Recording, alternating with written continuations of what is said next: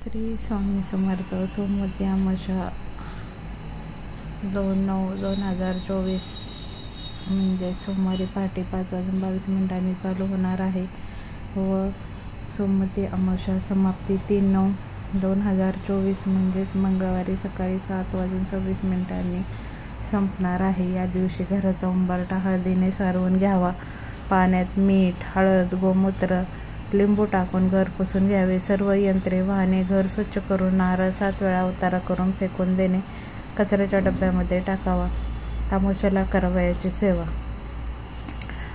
सकाळी पंचगव्य संपूर्ण शरीराला लावून उठण्यासारखे लावून घेणे व गायत्री मंत्र आणि महामृत्युंजय मंत्र म्हणत आंघोळ करावी. जमल्यास नदी तीर अथवा तीर्थक्षेत्री पंचगव्य संपूर्ण अंगाला लावून स्नान केल्यास अतिउत्तम आहे. गायत्री मंत्र ओम तत्सवितुर्वरेण्यं भर्गो देवस्य धीमहि धियो यो नः प्रचोदयात्. रोज 11 वेळा म्हणून गायत्री मंत्र म्हणून आंघोळ करावी. रोज करावी. अमावस्याला करावी असा काही नियम नाही आहे, पण अमावस्याला तर करावीच करावी. पण इतर दिवशी सुद्धा हा मंत्र म्हणून तुम्ही आंघोळ करू शकता. तुमच्या डोक्यातील वाईट विचार नक्की जातील. ओम तत्सवितुर्वरेण्यं भर्गो देवस्य धीमहि धियो यो नः प्रचोदयात्. त्याचबरोबर महामृत्युंजय मंत्र 11 वेळा म्हणायचा वेदायुक्त मंत्र आहे. ओम त्र्यंबकं यजामहे सुगंधिं पुष्टिवर्धनं उर्वारुकमिव बन्धनान् मृत्युर्मोक्षीयमामृतात्. घराच्या व आपल्या सुरक्षिततेसाठी उजव्या हातात पिवळी पांढरी मोहरी घेऊन 11 वेळा कालभैरव अष्टक स्तोत्र म्हणावे. त्याचबरोबर 11 वेळा वेदायुक्त वल्गसूक्त म्हणून घरात सर्वत्र टाकावे. पण मोहऱ्या अशा ठिकाणी टाका की तुम्ही चालताना तुमच्या पायाखाली आल्या नाही पाहिजे. कोपऱ्यात आपल्याला त्या टाकून ठेवायच्या आहेत. असे केल्याने घरामध्ये वाईट शक्ती, वाहनामध्ये व इतर बाधेपासून नक्कीच संरक्षण होते. अमावस्येच्या दिवशी घराच्या व आजूबाजूच्या सर्व देवी देवतांचा हार, नारळ, खडीसाखर ठेवून मान सन्मान करावा. अमावस्येच्या दिवशी घरातील आजारी व्यक्ती व कुटुंबातील सर्व व्यक्तींचा घराचा व दुकानाचा नारळ घेऊन त्यावर कोरड्या शेंदुराने त्रिशूळ काढून नारळ उतारा करावा.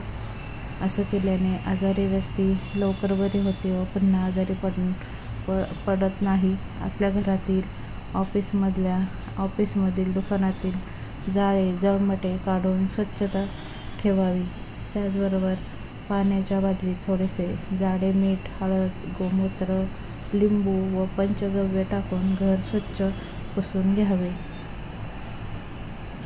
असं केल्याने घरातील निगेटिव्ह एनर्जी नक्कीच दूर होते. हळद व गोमूत्र एकत्र करून उंबरठ्यावर हळदीचं लेपन करायचं आहे. त्याने वाईट शक्ती घरामध्ये प्रवेश करत नाही. आपले वाहन स्वच्छ धुवून त्यावर नारळ उतारा हा 7 वेळा नारळ फिरवून श्री स्वामी समर्थ मंत्र म्हणत हा उतारा जागेवर वाहन चालू करून करावायचा आहे. नारळ जमिनीवर फोडून हातपाय धुवून श्री स्वामी समर्थ मंत्र म्हणत महाराजांना मुद्रा करायचा आहे. तसंच पांढऱ्या मोहऱ्या वल्गसूक्त 11 वेळा करून त्या पिवळ्या कपड्याच्या पिशवीत ठेवून पिवळ्या धाग्याने शिवून गाडीच्या इंजिनच्या तारेने अडकून ठेवावे व वाहनास केसारी बांधावी.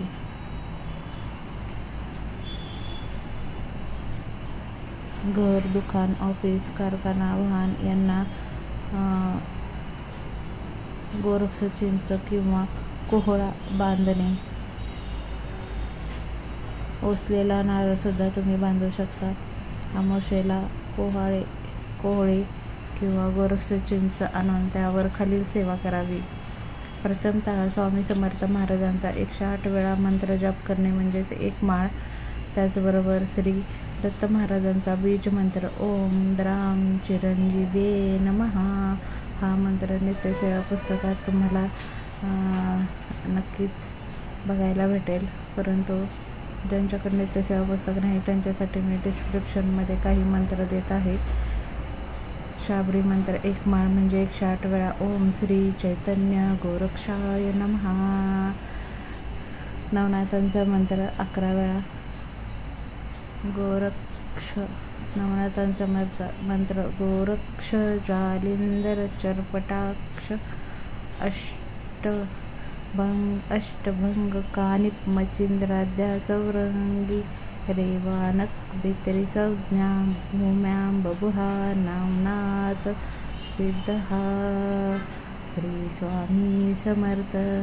गोरक्ष जालिंदर चरपटाक्ष अटभंग कानिप मचिंद्राद्या चौरंगी रेवानक भित्री संज्ञा भूम्यां बभुहा नवनाथ सिद्धहा.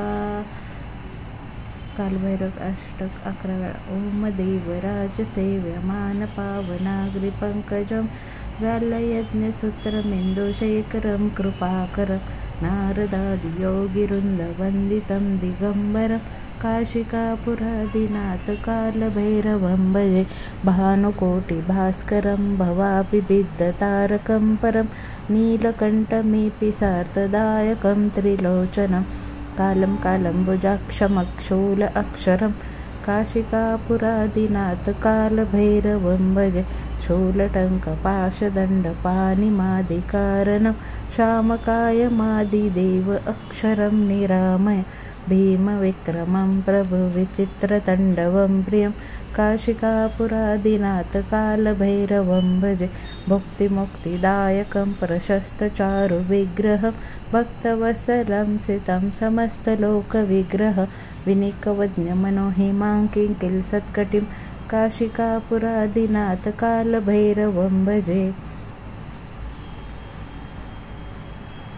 धर्मसेतुपालकम् अधर्ममार्गनाशकं कर्मपाशमोषकं सुशर्मदायकं विभु सुवर्णवर्णशेषपाशशोभिताङ्गमण्डलं काशिकापुरादिनाथ कालभैरवं भजे. रत्नपादुकाप्रभाभिरामपादयुग्मकं नित्यं द्वितीयमिष्टदैवतं नैराञ्जनं मृत्युदर्पनाशनं करालदृक्षमोशनं काशिकापुरादिनाथ कालभैरवं भजे.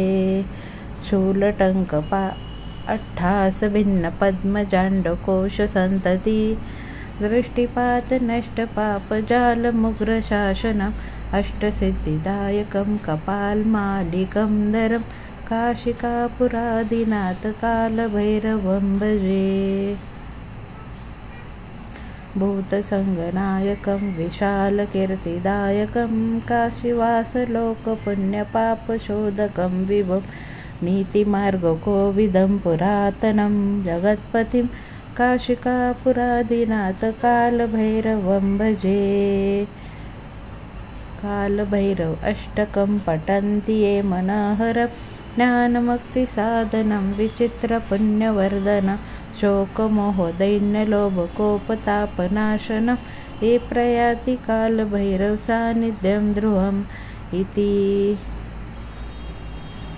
श्रीमच्छङ्कराचार्यविरचितं कालभैरवाष्टकं संपूर्णम्.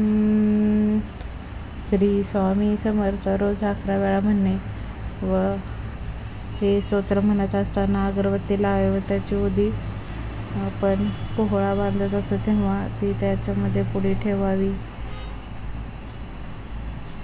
वल्गासुक्त 11 वेळा. अथर्ववेदायुक्त वल्गासुक्त. ओम नमः शिवाय.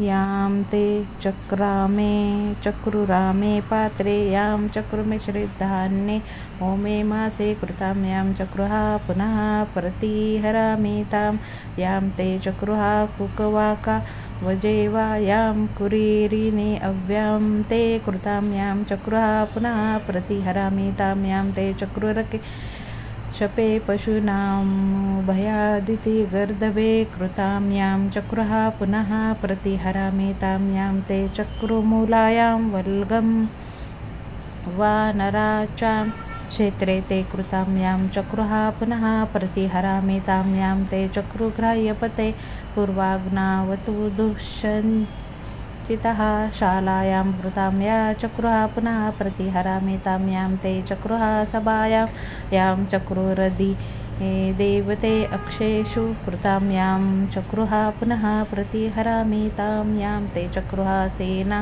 यां चक्रुरिश्वा वायुद्धे दुन्द्यभ्यो कृतां यां चक्रुहा पुनः प्रतिहरामि तां यां ते कृतां कृपे वधदुहा शमशाने वा निचरक्नुहा सद्यानि कृतां यां चक्रुहा पुनः प्रतिहरामि तां यां ते चक्रुहा पुरुषा हस्ते अग्निः संसुके च यां मोक्रं निर्दाह क्रव्यादं तं पुनः प्रतिहरामि ताम् अपत्थानो च भारेणः तां पतये पुर हिरण्यमसि धीरमार्याधीरभ्यः स जम्भा राचितां यशचकरा च शाककृत श्रे पादं गुरिं चक्रार भद्रमस्य भयम भगो भय भगवतभ्याः कृतां वल्गानि मूलानि शपये पै इंद्रस्थ हन्तु महतां वेदाग्नि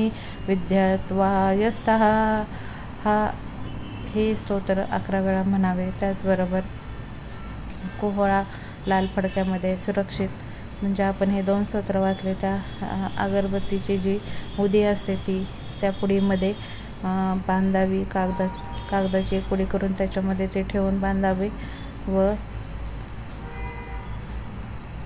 जर खराब झाले तर वाहत्या पाण्यात किंवा कचराकुंडीमध्ये टाकून द्यावा. ओसलेला नारळ किंवा कोहळा टांगल्यानंतर कधी कधी खराब होतो व त्यातून पाणी गळते, तेव्हा ते काढून कचऱ्यात टाकून द्यावे. त्या पुढील शनिवारी पुन्हा नवीन कोहळा ओसलेला नारळ आणून लावावे. नेहमी सूर्यास्त झाल्यानंतरच हा उपाय करावा. हिरण्यदान ज्यांचे वडील नाही त्यांनीच करावे. ज्यांना वडील आहेत त्यांनी हा उपाय करू नये. अमावस्येच्या दिवशी 12 ते 12:30 वाजता दरम्यान जानवे जवळपास 1.25 पावशर पेढे, 11 रुपये दक्षिणा, 3 वस्तू ब्राह्मणात दान करणे. ब्राह्मणांनी प्रसाद म्हणून परत पेढा केल्यास तो खाऊ नये किंवा तो घेऊही नये. घरात शांतता राहण्यासाठी एक नारळ पूर्ण सोलून देवाजवळ ठेवावे. शेंडी देवाकडे करावी. रोज सकाळ संध्याकाळ त्यावर एक नंतर एक असे 7 कापूर जाळावे. कापूर जाळत असताना श्री स्वामी समर्थ मंत्र, गायत्री मंत्र जप करावा. दर अमावस्या पौर्णिमेला नारळ बदलून घ्यावा. जुना नारळाचा प्रसाद करावा अथवा खराब निघाला असता त्याचे पाण्यामध्ये विसर्जन करावे.